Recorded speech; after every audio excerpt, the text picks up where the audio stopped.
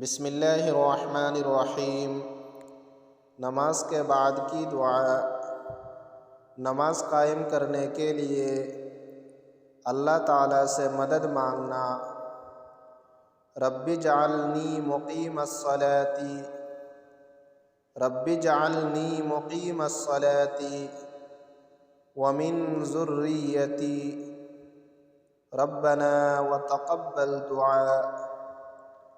رب اجعلنی مقیم الصلاۃ ومن ذریتی ربنا وتقبل دعاء۔ ترجمہ: اے میرے رب، مجھے بھی اور میرے اولاد کو بھی نماز قائم کرنے والے بنا۔ اے ہمارے رب، میری دعا قبول فرما۔